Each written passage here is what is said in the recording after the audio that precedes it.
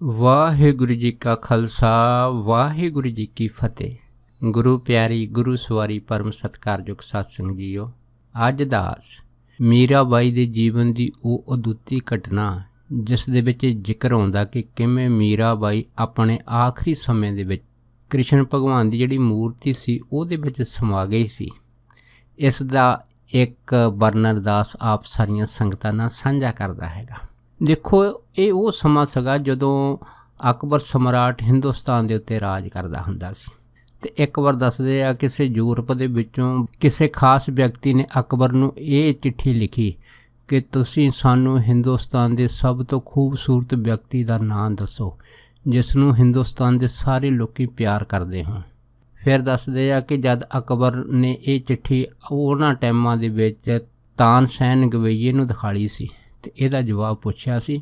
ਫਿਰ ਤਾਨਸੈਨ ਗਵਈਏ ਨੇ ਅਕਬਰ ਨੂੰ ਦੱਸਿਆ ਸੀਗਾ ਕਿ ਅਗਰ ਹਿੰਦੁਸਤਾਨ ਦੇ ਵਿੱਚ ਸਭ ਤੋਂ ਖੂਬਸੂਰਤ ਵਿਅਕਤੀ ਜਿਸ ਨੂੰ ਪੂਰਾ ਹਿੰਦੁਸਤਾਨ ਪਿਆਰ ਕਰਦਾ ਹੈ ਉਹ ਕੇਵਲ ਅਤੇ ਕੇਵਲ ਦੁਆਪਰ ਯੁੱਗ ਦੇ ਕ੍ਰਿਸ਼ਨ ਭਗਵਾਨ ਜੀ ਹੋਏ ਆ। ਜਦ ਇਹ ਜਿਹੜਾ ਸਵਾਲ ਦਾ ਜਵਾਬ ਸੀ ਇਹ ਤਾਨਸੈਨ ਗਵਈਏ ਨੇ ਅਕਬਰ ਨੂੰ ਦਿੱਤਾ ਸੀ ਅਤੇ ਫਿਰ ਅਕਬਰ ਸੁਣ ਕੇ ਬੜਾ ਪ੍ਰਸੰਨ ਹੋਇਆ ਸੀ। ਫਿਰ ਉਸਨੇ ਇਹ ਵੀ ਪੁੱਛਿਆ ਸੀਗਾ ਕਿ ਇਹ ਜਿਹੜਾ ਸੁੰਦਰ ਵਿਅਕਤੀ ਕ੍ਰਿਸ਼ਨ ਭਗਵਾਨ ਹੈ ਤੁਸੀਂ ਇਹ ਵੀ ਦੱਸੋ ਕਿ ਹਿੰਦੁਸਤਾਨ ਦੀ ਉਹ ਕਿਹੜੀ ਖੂਬਸੂਰਤ ਔਰਤ ਆ ਜਿਸ ਨੂੰ ਇਹ ਕ੍ਰਿਸ਼ਨ ਭਗਵਾਨ ਅਤ ਪਿਆਰ ਕਰਦੇ ਆ। ਫਿਰ ਤਾਨਸੈਨ ਗਵਈਏ ਨੇ ਉਹਨਾਂ ਟਾਈਮਾਂ ਦੇ ਵਿੱਚ ਮੀਰਾਬਾਈ ਦਾ ਨਾਂ ਲਿਆ ਸੀਗਾ ਕਿ ਚਿਤੌੜ ਦੀ ਮਹਾਰਾਣੀ ਜਿਹੜੀ ਮੀਰਾਬਾਈ ਆ ਨਾ ਉਸ ਨੂੰ ਕ੍ਰਿਸ਼ਨ ਭਗਵਾਨ ਅਤ ਦਾ ਪਿਆਰ ਕਰਦੇ ਆ। ਅਤੇ ਫਿਰ ਅਕਬਰ ਨੇ ਤਾਨਸੈਨ ਗਵਈਏ ਨੂੰ ਕਿਹਾ ਸੀਗਾ ਕਿ ਸਾਨੂੰ ਉਸ ਬੀਬੀ ਜੀ ਦੇ ਦਰਸ਼ਨ ਕਰਾਓ। ਅਤੇ ਫਿਰ ਤਾਨਸੈਨ ਨੇ ਅਕਬਰ ਨੂੰ ਆਖਿਆ ਸੀਗਾ ਕਿ ਅਗਰ ਤੁਸੀਂ ਮੀਰਾਬਾਈ ਨੂੰ ਮਿਲਣਾ ਚਾਹੁੰਦੇ ਹੋ, ਉਸ ਦੇ ਦਰਸ਼ਨ ਕਰਨਾ ਚਾਹੁੰਦੇ ਹੋ, ਉਹਦੇ ਬਾਰੇ ਜਾਣਨਾ ਚਾਹੁੰਦੇ ਹੋ, ਫਿਰ ਕਹਿੰਦੇ ਅਸੀਂ ਸ਼ਾਹੀ ਲਿਬਾਸ ਦੇ ਵਿੱਚ ਨਹੀਂ ਜਾਣਾ, ਉਹਦੇ ਵਾਸਤੇ ਸਾਨੂੰ ਇਹ ਜਿਹੜਾ ਭੇਖ ਵਾ ਇਹ ਬਦਲਣਾ ਪੈਣਾ ਤਾਂ ਜੋ ਸਾਨੂੰ ਕੋਈ ਪਛਾਣੇ ਨਾ। ਉਸ ਤੋਂ ਬਾਅਦ ਫਿਰ ਅਕਬਰ ਨੇ ਹਾਂ ਕਰ ਦਿੱਤੀ ਸੀ। ਫਿਰ ਅਕਬਰ ਬਾਦਸ਼ਾਹ ਅਤੇ ਤਾਨਸੈਨ ਗਵਈਆ ਦੋਨੇ ਭੇਸ ਵਟਾ ਕੇ ਫਿਰ ਚਿਤੌੜ ਪਹੁੰਚੇ ਸੀ। ਜਦ ਉੱਥੇ ਪਹੁੰਚੇ ਸੀ ਅਤੇ ਉੱਥੇ ਪਹੁੰਚ ਕੇ ਇਹਨਾਂ ਨੇ ਚਿਤੌੜ ਦੇ ਰਾਜੇ ਦੇ ਜਿਹੜੇ ਅਹਿਲਕਾਰ ਸਿਪਾਹੀ ਸੀ ਉਹਨਾਂ ਨੂੰ ਮੀਰਾਬਾਈ ਬਾਰੇ ਪੁੱਛਿਆ ਸੀ ਕਿ ਅਸੀਂ ਉਹਨਾਂ ਦੇ ਮਿਲਣਾ ਚਾਹੁੰਦੇ ਹਾਂ। ਅਤੇ ਫਿਰ ਅਹਿਲਕਾਰ ਨੇ ਦੱਸਿਆ ਸੀਗਾ ਕਿ ਜਿਹੜੀ ਮੀਰਾਬਾਈ ਹੈਗੀ ਆ ਉਹ ਇਹਨਾਂ ਸ਼ਾਹੀ ਮਹਿਲਾਂ ਵਿੱਚ ਨਹੀਂ ਰਹਿੰਦੀ। ਚਿਤੌੜ ਦੇ ਬਾਹਰ ਇੱਕ ਮੰਦਿਰ ਕ੍ਰਿਸ਼ਨ ਭਗਵਾਨ ਦਾ ਹੈ ਅਤੇ ਉਸ ਮੰਦਿਰ ਦੇ ਵਿੱਚ ਮੀਰਾਬਾਈ ਬੈਠ ਕੇ ਕ੍ਰਿਸ਼ਨ ਭਗਵਾਨ ਦੇ ਭਜਨ ਗਾਉਂਦੀ ਆ, ਤੁਸੀਂ ਉੱਥੇ ਜਾ ਕੇ ਉਸ ਨੂੰ ਮਿਲ ਸਕਦੇ ਹੋ। ਫਿਰ ਅਕਬਰ ਬਾਦਸ਼ਾਹ ਅਤੇ ਤਾਨਸੈਨ ਗਵਈਆ ਦੋਨੇ ਜਦ ਮੰਦਿਰ 'ਚ ਪਹੁੰਚੇ ਸੀ ਤਾਂ ਉਸ ਟਾਈਮ ਫਿਰ ਅਕਬਰ ਨੇ ਕੀ ਦੇਖਿਆ ਸੀਗਾ ਕਿ ਜਿਹੜੀ ਮੀਰਾਬਾਈ ਸੀ ਉਹ ਕ੍ਰਿਸ਼ਨ ਭਗਵਾਨ ਦੀ ਮੂਰਤੀ ਦੇ ਅੱਗੇ ਬੈਠ ਕੇ ਬੜੇ ਹੀ ਪ੍ਰੇਮ ਦੇ ਵਿੱਚ ਭਜਨ ਗਾ ਰਹੀ ਸੀ ਅਤੇ ਉਹਦੀਆਂ ਅੱਖਾਂ ਦੇ ਵਿੱਚੋਂ ਨੀਰ ਜਿਹੜਾ ਸੀਗਾ ਉਹ ਛਮ-ਛਮ ਵਹਿ ਰਿਹਾ ਸੀਗਾ। ਇਹ ਦੇਖ ਕੇ ਫਿਰ ਅਕਬਰ ਬਾਦਸ਼ਾਹ ਜਿਹੜਾ ਸੀਗਾ ਉਹ ਸੋਚੀ ਪੈ ਗਿਆ ਅਤੇ ਅੰਦਰ ਬਹੁਤ ਪ੍ਰਸੰਨ ਹੋਇਆ। ਉਸ ਨੇ ਦੇਖਿਆ ਕਿ ਦੇਖੋ ਕਿਵੇਂ ਇੱਕ ਪ੍ਰੇਮ ਦੀ ਲੀਲਾ ਜਿਹੜੀ ਆ ਉਹ ਇਸ ਬੀਬੀ ਦੇ ਅੰਦਰ ਚੱਲ ਰਹੀ ਆ। ਉਸ ਤੋਂ ਬਾਅਦ ਜਦ ਮੀਰਾਬਾਈ ਨੇ ਇਹ ਭਜਨ ਸੰਪੂਰਨ ਕੀਤਾ ਸੀਗਾ ਫਿਰ ਤਾਨਸੈਨ ਗਵਈਏ ਨੇ ਮੀਰਾਬਾਈ ਨੂੰ ਆਖਿਆ ਸੀਗਾ ਕਿ ਮਾਤਾ ਜੀ ਇੱਕ ਭਜਨ ਮੈਂ ਵੀ ਗਾਉਣਾ ਚਾਹੁੰਦਾ ਹੈਗਾ। ਉਸ ਤੋਂ ਬਾਅਦ ਫਿਰ ਮੀਰਾਬਾਈ ਨੇ ਬੜਾ ਹਾਂ ਪੱਖੀ ਜਵਾਬ ਦੇ ਕੇ ਤਾਨਸੈਨ ਗਵਈਏ ਨੂੰ ਭਜਨ ਗਾਉਣ ਵਾਸਤੇ ਕਿਹਾ ਸੀਗਾ। ਫਿਰ ਤਾਨਸੈਨ ਗਵਈਏ ਨੇ ਇੱਕ ਭਜਨ ਕ੍ਰਿਸ਼ਨ ਭਗਵਾਨ ਦੀ ਉਸਤਤੀ ਦੇ ਵਿੱਚ ਇਸੇ ਹੀ ਚਿਤੌੜ ਮੰਦਿਰ ਦੇ ਵਿੱਚ ਗਾਇਆ ਸੀਗਾ। ਉਸ ਤੋਂ ਬਾਅਦ ਫਿਰ ਅਕਬਰ ਬਾਦਸ਼ਾਹ ਜਦ ਜਾਣ ਲੱਗਾ ਸੀਗਾ ਅਤੇ ਅਕਬਰ ਬਾਦਸ਼ਾਹ ਨੇ ਆਪਣੇ ਗਲੇ ਦੀ ਸਭ ਤੋਂ ਜਿਹੜੀ ਮਹਿੰਗੀ ਮਾਲਾ ਸੀਗੀ ਉਹ ਕ੍ਰਿਸ਼ਨ ਭਗਵਾਨ ਜੀ ਦੀ ਮੂਰਤੀ ਦੇ ਅੱਗੇ ਭੇਟਾ ਕਰ ਦਿੱਤੀ ਸੀ।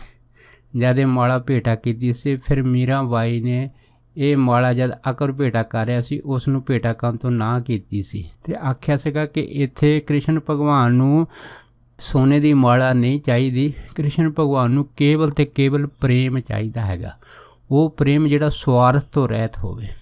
ਜਦ ਮੀਰਾਬਾਈ ਨੇ ਇਸ ਤਰ੍ਹਾਂ ਅਕਬਰ ਨੂੰ ਉਪਦੇਸ਼ ਦਿੱਤਾ ਸੀ ਫਿਰ ਅਕਬਰ ਨੇ ਆਖਿਆ ਸੀਗਾ ਕਿ ਮਾफ़ ਕਰਨਾ ਕਿ ਮੇਰੀ ਇੱਕ ਜਿਹੜੀ ਆਦਤ ਸ਼ੁਰੂ ਤੋਂ ਹੀ ਆ ਕਿ ਅਗਰ ਮੈਂ ਕੋਈ ਵੀ ਚੀਜ਼ ਆਪਣੇ ਮਨਪਸੰਦ ਦੀ ਭਗਵਾਨ ਦੇ ਅੱਗੇ ਭੇਟ ਕਰ ਦਿੰਦਾ ਤਾਂ ਫਿਰ ਮੈਂ ਉਹਨੂੰ ਵਾਪਸ ਨਹੀਂ ਲੈਂਦਾ ਹੈਗਾ। ਫਿਰ ਮੀਰਾਬਾਈ ਨੇ ਇਹ ਜਿਹੜੀ ਭੇਟਾ ਸੀ ਅਕਬਰ ਬਾਦਸ਼ਾਹ ਵੱਲੋਂ ਦਿੱਤੀ ਸੁੰਦਰ ਮਾਲਾ ਇਹ ਸਵੀਕਾਰ ਕਰ ਲਈ ਸੀ ਅਤੇ ਇਹ ਮਾਲਾ ਫਿਰ ਮੀਰਾਬਾਈ ਨੇ ਕ੍ਰਿਸ਼ਨ ਭਗਵਾਨ ਜੀ ਦੇ ਗਲੇ ਦੇ ਵਿੱਚ ਪਾ ਦਿੱਤੀ ਸੀ। ਉਸ ਤੋਂ ਬਾਅਦ ਫਿਰ ਅਕਬਰ ਬਾਦਸ਼ਾਹ ਅਤੇ ਤਾਨਸੈਨ ਗਵਈਆ ਜਿਹੜੇ ਸੀ ਉਹ ਵਾਪਸ ਦਿੱਲੀ ਚਲੇ ਗਏ ਸੀ। ਇਸ ਘਟਨਾ ਤੋਂ ਬਾਅਦ ਫਿਰ ਮੀਰਾਬਾਈ ਦੀ ਇੱਕ ਨਨਾਣ ਜਿਸ ਦਾ ਨਾਂ ਸੀ ਉਦੇ ਬਾਈ ਜਦ ਉਹ ਮੰਦਿਰ ਵਿੱਚ ਆਈ ਆ ਅਤੇ ਉਸ ਨੇ ਜਦ ਕ੍ਰਿਸ਼ਨ ਭਗਵਾਨ ਦੀ ਮੂਰਤੀ ਦੇ ਵਿੱਚ ਇਹ ਸੁੰਦਰ ਹੀਰੇ ਜੜਤ ਮਾਲਾ ਦੇਖੀ ਸੀ ਤਾਂ ਉਹ ਨਨਾਣ ਮੀਰਾ ਬਾਈ ਦੀ ਦੇਖ ਕੇ ਬੜੀ ਦੰਗ ਰਹਿ ਗਈ ਸੀ। ਅਤੇ ਫਿਰ ਇਸ ਨਨਾਣ ਉਹਦੇ ਬਾਈ ਨੇ ਇਸ ਮਾਲਾ ਦਾ ਜ਼ਿਕਰ ਉਹਨਾਂ ਟਾਈਮਾਂ ਦੇ ਵਿੱਚ ਤੌੜ ਦੇ ਰਾਜੇ ਰਾਣਾ ਬਿਕਰਮ ਦੇ ਨਾਲ ਕੀਤਾ ਸੀਗਾ। ਜਦੋਂ ਰਾਣਾ ਬਿਕਰਮ ਨੂੰ ਦੱਸਿਆ ਕਿ ਕਿਵੇਂ ਕ੍ਰਿਸ਼ਨ ਭਗਵਾਨ ਦੀ ਮੂਰਤੀ ਦੇ ਵਿੱਚ ਇੱਕ ਬਹੁਤ ਹੀ ਕੀਮਤੀ ਮਾਲਾ ਇਹ ਮੰਦਰ ਦੇ ਵਿੱਚ ਸੋਭ ਰਹੀ ਆ, ਲੱਗਦਾ ਵੀ ਕੋਈ ਨਾ ਕੋਈ ਜਿਹੜਾ ਰਾਜਾ ਹੈਗਾ ਉਹ ਇਹ ਮਾਲਾ ਕ੍ਰਿਸ਼ਨ ਭਗਵਾਨ ਦੇ ਗਲ ਦੇ ਵਿੱਚ ਪਾ ਗਿਆ ਹੈ, ਅਤੇ ਇਹ ਜਿਹੜੀ ਮੀਰਾ ਬਾਈ ਹੈਗੀ ਆ ਉਸ ਦੀ ਇਸ ਰਾਜ ਦੇ ਨਾਲ ਗੱਠ ਜੋੜ ਲੱਗਦਾ ਹੈ। ਜਦ ਇਹ ਖਬਰ ਵਧਾ ਚੜ੍ਹਾ ਕੇ ਮੀਰਾ ਬਾਈ ਦੀ ਨਨਾਣ ਉਹਦੇ ਬਾਈ ਨੇ ਦਿੱਤੀ ਸੀ, ਅਤੇ ਫਿਰ ਜਿਹੜਾ ਸਮਰਾਟ ਸੀ ਉਸ ਟਾਈਮ ਦਾ ਰਾਣਾ ਬਿਕਰਮ ਉਹ ਬੜਾ ਹੀ ਕ੍ਰੋਧਿਤ ਹੋਇਆ ਸੀ। ਉਹ ਉਸੇ ਟਾਈਮ ਫਿਰ ਮੀਰਾ ਬਾਈ ਦੇ ਮੰਦਰ ਦੇ ਵਿੱਚ ਪਹੁੰਚਿਆ। ਜਦ ਪਹੁੰਚਾ ਤਾਂ ਉਹਨੇ ਆ ਕੇ ਕੀ ਦੇਖਿਆ ਕਿ ਵਾਕਿਆ ਹੀ ਇੱਕ ਸੁੰਦਰ ਹੀਰੇ ਜੜਤ ਮਾਲਾ ਕ੍ਰਿਸ਼ਨ ਭਗਵਾਨ ਦੇ ਗਲੇ ਦਾ ਸ਼ਿੰਗਾਰ ਬਣੀ ਹੋਈ ਆ। ਅਤੇ ਇਸ ਰਾਣੇ ਬਿਕਰਮ ਨੇ ਗੁੱਸੇ ਦੇ ਵਿੱਚ ਆ ਕੇ ਉਹ ਮਾਲਾ ਕ੍ਰਿਸ਼ਨ ਭਗਵਾਨ ਦੇ ਗਲ ਦੇ ਵਿੱਚੋਂ ਬਾਹਰ ਖਿੱਚ ਲਈ ਸੀ। ਜਦ ਮੂਰਤੀ 'ਚੋਂ ਬਾਹਰ ਖਿੱਚੀ ਸੀ ਅਤੇ ਇਹ ਮਾਲਾ ਉਸ ਦੇ ਹੱਥੋਂ ਛੁੱਟ ਕੇ ਮੀਰਾ ਬਾਈ ਦੇ ਕੋਲ ਜਾ ਕੇ ਡਿੱਗ ਪਈ ਸੀ। ਜਦ ਡਿੱਗੀ ਸੀ ਪਰ ਇਸ ਗੱਲ ਦੇ ਭੇਤ ਨੂੰ ਜਿਹੜਾ ਰਾਣਾ ਬਿਕਰਮ ਸੀ ਸਮਝ ਨਹੀਂ ਸਕਿਆ। ਇਸ ਨੇ ਉਸੇ ਟਾਈਮ ਉਹ ਮਾਲਾ ਡਿੱਗੀ ਹੋਈ ਮੀਰਾ ਬਾਈ ਦੇ ਕੋਲੋਂ ਫੜ ਕੇ ਮਹਿਲ ਦੇ ਵਿੱਚ ਲੈ ਗਿਆ ਸੀ, ਅਤੇ ਮਹਿਲ ਦੇ ਵਿੱਚ ਲਿਜਾ ਕੇ ਇਸ ਨੇ ਆਪਣੇ ਜਿਹੜੇ ਬੜੇ ਕੀਮਤੀ ਜੌਹਰੀ ਸੀ ਉਹਨਾਂ ਨੂੰ ਮਹਿਲ 'ਚ ਬੁਲਾਇਆ ਅਤੇ ਪੁੱਛਿਆ ਕਿ ਇਸ ਮਾਲਾ ਦੀ ਸ਼ਨਾਖਤ ਕਰੋ ਕਿ ਇਹ ਮਾਲਾ ਕਿਹੜੇ ਮੋਤੀਆਂ ਦੀ ਬਣੀ ਅਤੇ ਕਿੱਥੋਂ ਆਈ ਆ। ਫਿਰ ਜਦ ਜੌਹਰੀਆਂ ਨੇ ਇਹ ਮਾਲਾ ਦੀ ਪਰਖ ਕੀਤੀ ਸੀ ਤਾਂ ਉਹਨਾਂ ਨੇ ਫਿਰ ਰਾਣੇ ਬਿਕਰਮ ਨੂੰ ਦੱਸਿਆ ਸੀ ਕਿ ਇਹ ਜਿਹੜੀ ਮਾਲਾ ਹੈਗੀ ਆ ਇਸ ਦੇ ਮੋਤੀ ਅਤ ਕੀਮਤੀ ਆ, ਔਰ ਸਭ ਤੋਂ ਹੈਰਾਨੀ ਦੀ ਗੱਲ ਇਹ ਆ ਕਿ ਇੱਕ ਇੱਕ ਮੋਤੀ ਦੇ ਉੱਤੇ ਅਕਬਰ ਸਮਰਾਟ ਦਾ ਨਾਂ ਵੀ ਲਿਖਿਆ ਹੋਇਆ ਹੈ। ਜਦ ਰਾਣੇ ਬਿਕਰਮ ਨੂੰ ਪਤਾ ਲੱਗਾ ਕਿ ਇੱਕ ਇੱਕ ਮੋਤੀ ਦੇ ਉੱਤੇ ਅਕਬਰ ਸਮਰਾਟ ਦਾ ਨਾਂ ਲਿਖਿਆ ਹੈ ਤਾਂ ਫਿਰ ਉਹ ਜਿਹੜਾ ਰਾਣਾ ਬਿਕਰਮ ਸੀਗਾ ਉਹ ਅੱਗ ਬਬੂਲਾ ਹੋ ਉੱਠਿਆ ਸੀਗਾ। ਉਸ ਨੇ ਮਨ 'ਚ ਸੋਚਿਆ ਹੋਇਆ ਸੀ ਕਿ ਮੀਰਾ ਬਾਈ ਦੀ ਜਿਹੜੀ ਗਾਡ ਸਾਠ ਹੈ ਉਹ ਅਕਬਰ ਸਮਰਾਟ ਦੇ ਨਾਲ ਹੈ, ਕਿਉਂਕਿ ਉਹਨਾਂ ਟਾਈਮਾਂ ਦੇ ਵਿੱਚ ਜਿਹੜੇ ਰਾਜਪੂਤ ਰਾਜੇ ਸੀ ਅਤੇ ਮੁਗਲ ਰਾਜੇ ਸੀ ਉਹਨਾਂ ਦੀ ਆਪਸ ਵਿੱਚ ਜਿਹੜੀ ਸੀ ਉਹ ਹਮੇਸ਼ਾ ਅਣਬਣ ਚੱਲੀ ਆਉਂਦੀ ਸੀ। ਇਸ ਤੋਂ ਬਾਅਦ ਫਿਰ ਰਾਣੇ ਬਿਕਰਮ ਨੇ ਮੀਰਾ ਬਾਈ ਦੇ ਉੱਤੇ ਹੋਰ ਜ਼ੁਲਮ ਕਰਨੇ ਸ਼ੁਰੂ ਕਰ ਦਿੱਤੇ ਸੀ। ਇੱਥੋਂ ਤੱਕ ਕਿ ਇੱਕ ਬਹੁਤ ਹੀ ਜ਼ਹਿਰੀਲਾ ਕਾਲਾ ਨਾਗ ਇਸ ਰਾਣੇ ਬਿਕਰਮ ਨੇ ਇੱਕ ਵੱਡੀ ਸੁੰਦਰ ਪੋਟੜੀ ਦੇ ਵਿੱਚ ਬੰਨ੍ਹ ਕੇ ਸੰਦੂਕ ਦੇ ਵਿੱਚ ਬੰਨ੍ਹ ਕੇ ਆਪਣੇ ਜਿਹੜੇ ਆਲਕਰ ਸਿਪਾਹੀ ਸੀ ਉਹਨਾਂ ਦੇ ਹੱਥ ਮੀਰਾ ਬਾਈ ਦੇ ਕੋਲ ਭੇਜਿਆ ਸੀਗਾ, ਅਤੇ ਉਹਨਾਂ ਨੂੰ ਇਹ ਆਖਿਆ ਸੀਗਾ ਕਿ ਤੁਸੀਂ ਜਾ ਕੇ ਮੀਰਾ ਬਾਈ ਨੂੰ ਕਹੋ ਕਿ ਇਸ ਬਕਸੇ ਨੂੰ ਖੋਲ੍ਹੇ ਅਤੇ ਇਹਦੇ ਵਿੱਚ ਠਾਕਰ ਦੀ ਜਿਹੜੀ ਮੂਰਤੀ ਕ੍ਰਿਸ਼ਨ ਭਗਵਾਨ ਦੀ ਆ ਉਹ ਅਸੀਂ ਤੈਨੂੰ ਭੇਜੀ ਹੋਈ ਪੂਜਾ ਵਾਸਤੇ।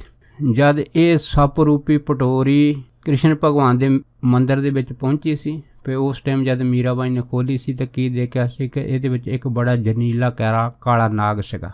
ਪਰ ਦੇਖੋ ਕੁਦਰਤ ਦੀ ਐਸੀ ਖੇਡ ਹੋਈ ਵੀ ਇਹ ਜਿਹੜਾ ਜ਼ਹਿਰੀਲਾ ਕਾਲਾ ਨਾਗ ਜਿਸ ਨੂੰ ਰਾਣੇ ਬਿਕਰਮ ਨੇ ਇਹ ਸੋਚਿਆ ਸੀਗਾ ਕਿ ਇਹ ਜਦ ਲੜੇਗਾ ਮੀਰਾ ਬਾਈ ਦੇ ਅਤੇ ਇਹਦੀ ਮੌਤ ਹੋ ਜਾਊਗੀ, ਪਰ ਕਿਵੇਂ ਉਹ ਜਿਹੜਾ ਜ਼ਹਿਰੀਲਾ ਨਾਗ ਸੀਗਾ ਉਹ ਮੀਰਾ ਬਾਈ ਦੇ ਨਾਲ ਬੜੇ ਪ੍ਰੇਮ ਰਸ ਦੇ ਵਿੱਚ ਖੇਲਣ ਲੱਗ ਪਿਆ ਸੀ, ਅਤੇ ਉਸ ਨੇ ਮੀਰਾ ਬਾਈ ਨੂੰ ਕੋਈ ਡੰਗ ਨਹੀਂ ਸੀ ਮਾਰਿਆ।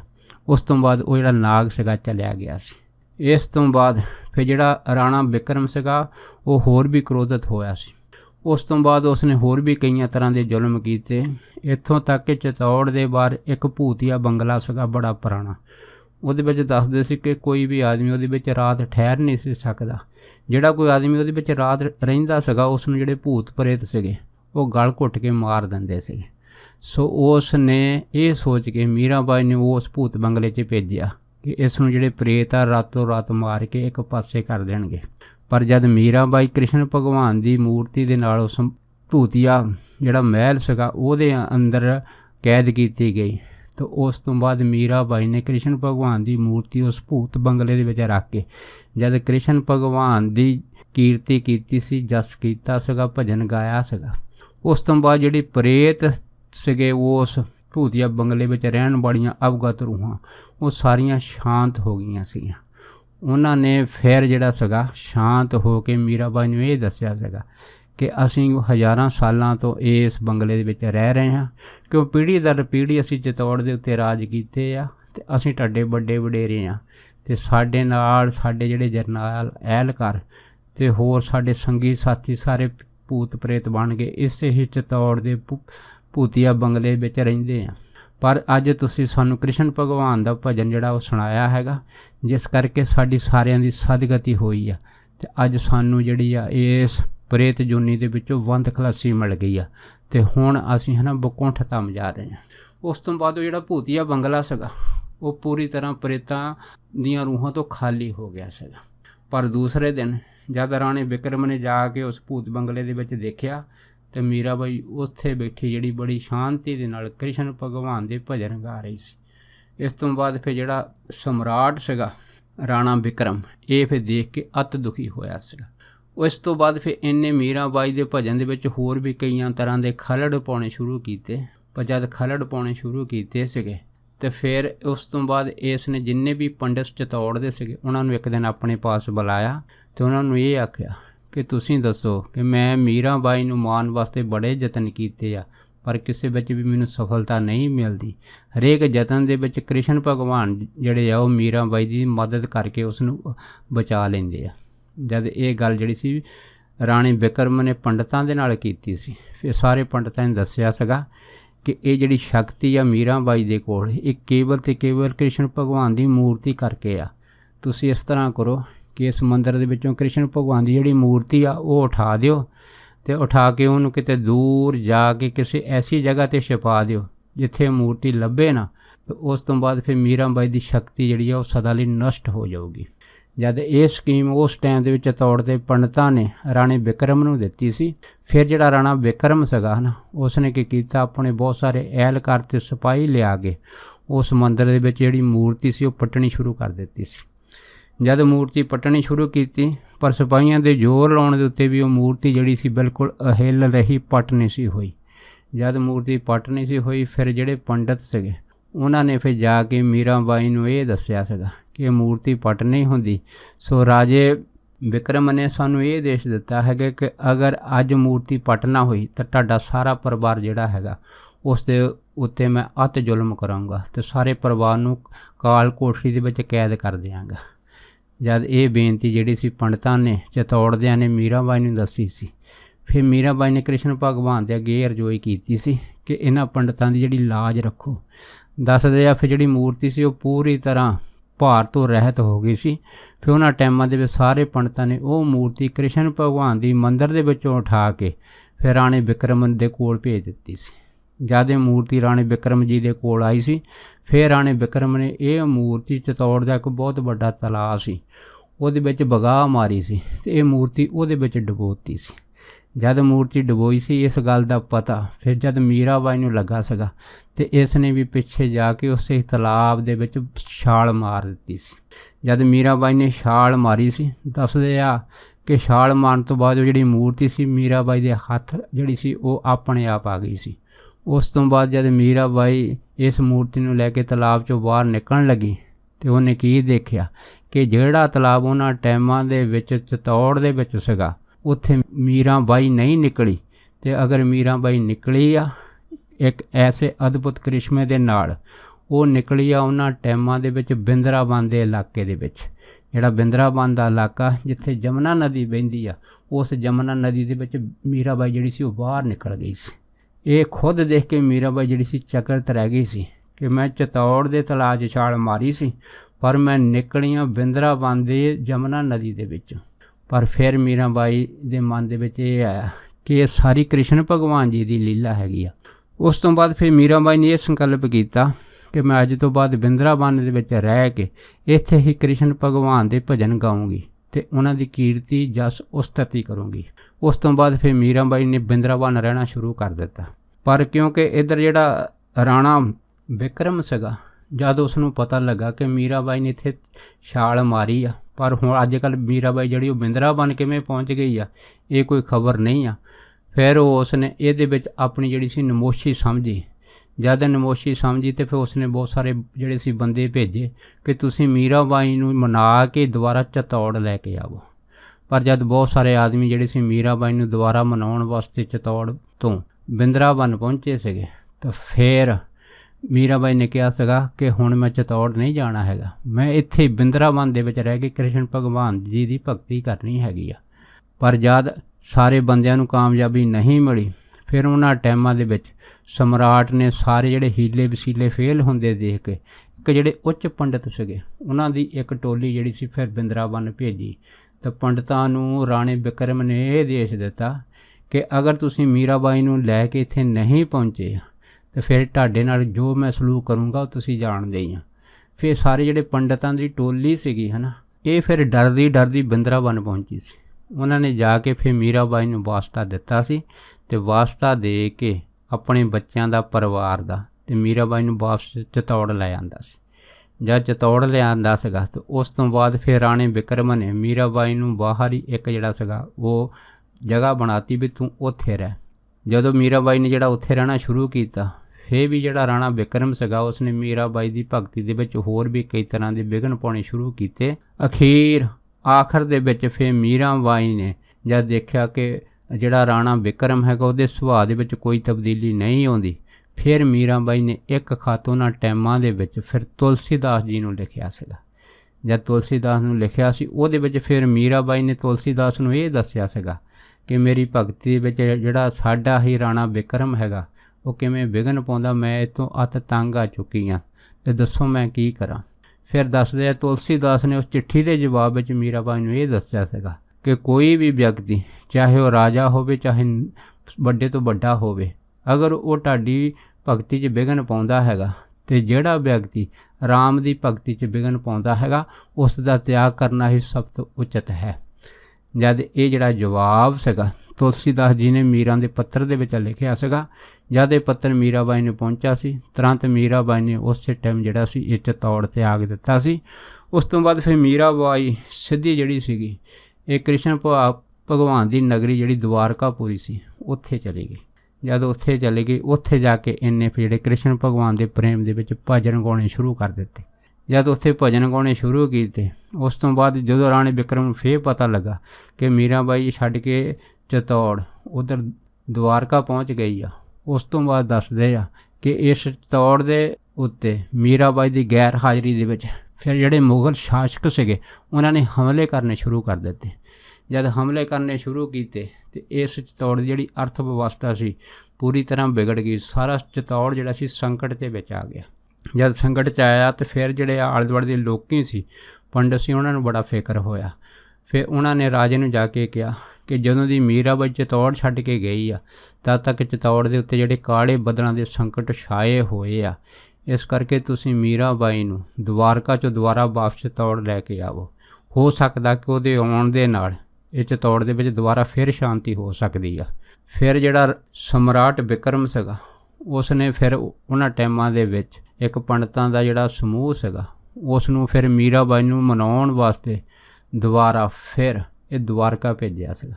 ਜਦ ਦਵਾਰਕਾ ਭੇਜਿਆ ਸੀ ਫਿਰ ਉਹਨਾਂ ਪੰਡਤਾਂ ਨੇ ਜਾ ਕੇ ਮੀਰਾਬਾਈ ਦੇ ਅੱਗੇ ਫਿਰ ਦੁਬਾਰਾ ਬੇਨਤੀ ਚਿਤੌੜ ਆਉਣ ਦੀ ਕੀਤੀ ਸੀ। ਜਦ ਕੀਤੀ ਸੀ ਅਤੇ ਜਦ ਬਹੁਤ ਅਧੀਨਗੀ ਨਾਲ ਬੇਨਤੀ ਕੀਤੀ ਫਿਰ ਮੀਰਾਬਾਈ ਨੇ ਆਖਿਆ ਸੀਗਾ ਕਿ ਸਭ ਤੋਂ ਪਹਿਲਾਂ ਮੈਂ ਆਪਣੇ ਭਗਵਾਨ ਕ੍ਰਿਸ਼ਨ ਜੀ ਨੂੰ ਪੁੱਛ ਲੈਂਦੀ ਹਾਂ, ਅਗਰ ਉਹ ਇਜਾਜ਼ਤ ਦੇ ਦੇਣਗੇ ਤਾਂ ਮੈਂ ਤੁਹਾਡੇ ਨਾਲ ਚਲੀ ਜਾਊਂਗੀ, ਅਗਰ ਉਹ ਇਜਾਜ਼ਤ ਨਹੀਂ ਦੇਣਗੇ ਫਿਰ ਮੈਂ ਕਹਿ ਨਹੀਂ ਸਕਦੀ।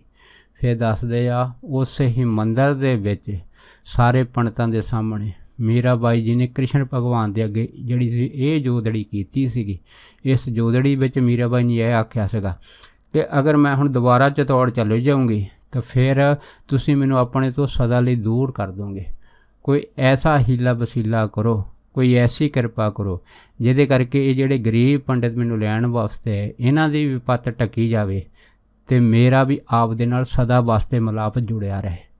ਦੱਸਦੇ ਆ ਜਦੋਂ ਇਸ ਤਰ੍ਹਾਂ ਦੀ ਭਾਵੁਕ ਬੇਨਤੀ ਮੀਰਾਬਾਈ ਜੀ ਨੇ ਕ੍ਰਿਸ਼ਨ ਭਗਵਾਨ ਜੀ ਦੀ ਮੂਰਤੀ ਦੇ ਅੱਗੇ ਕੀਤੀ ਸੀ, ਉਹ ਜਿਸ ਭਾਵਨਾ ਦੇ ਨਾਲ ਕੀਤੀ ਸੀ ਉਸੇ ਟਾਈਮ ਉਸ ਮੂਰਤੀ ਦੇ ਵਿੱਚੋਂ ਬੜਾ ਹੀ ਇੱਕ ਦਿਵਯ ਪ੍ਰਕਾਸ਼ ਪੈਦਾ ਹੋਇਆ ਸੀ।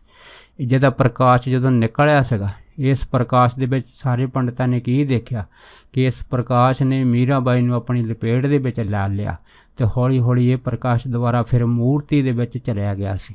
ਪਰ ਜਦ ਇਹ ਪ੍ਰਕਾਸ਼ ਮੂਰਤੀ 'ਚ ਗਿਆ ਸੀ ਇਸ ਪ੍ਰਕਾਸ਼ ਦੇ ਨਾਲ ਹੀ ਜਿਹੜੀ ਮੀਰਾਬਾਈ ਸੀ ਉਹ ਕ੍ਰਿਸ਼ਨ ਭਗਵਾਨ ਦੀ ਮੂਰਤੀ ਦੇ ਵਿੱਚ ਪੂਰੀ ਤਰ੍ਹਾਂ ਸਮਾ ਗਈ ਸੀ। ਜਦ ਮੀਰਾਬਾਈ ਕ੍ਰਿਸ਼ਨ ਭਗਵਾਨ ਦੀ ਮੂਰਤੀ 'ਚ ਪੂਰੀ ਤਰ੍ਹਾਂ ਸਮਾਈ ਸੀ ਪਰ ਇੱਕ ਨਿਸ਼ਾਨੀ ਵਜੋਂ ਦੱਸਦੇ ਆ ਕਿ ਮੀਰਾਬਾਈ ਦੀ ਇੱਕ ਜਿਹੜੀ ਚੁੰਨੀ ਦਾ ਲੜ ਸੀਗਾ ਇਸ ਮੂਰਤੀ ਤੋਂ ਬਾਹਰ ਹਵਾ ਦੇ ਵਿੱਚ ਲਹਿਰਾ ਰਿਹਾ ਸੀ ਜਦ ਲਹਿਰਾ ਰਿਹਾ ਸੀ ਤੇ ਸਾਰੇ ਪੰਡਤ ਇਹ ਸਾਰਾ ਦ੍ਰਿਸ਼ ਦੇਖ ਕੇ ਅੱਖਾਂ ਅੱਡਦੇ ਹੀ ਰਹਿ ਗਏ ਸੀ, ਬੜੇ ਚਕਰਤ ਹੋਏ ਸੀ ਕਿ ਕਿਵੇਂ ਮੀਰਾ ਬਾਈ ਕ੍ਰਿਸ਼ਨ ਭਗਵਾਨ ਦੀ ਮੂਰਤੀ ਦੇ ਵਿੱਚ ਸਮਾ ਚੁੱਕੀ ਹੈਗੀ ਆ।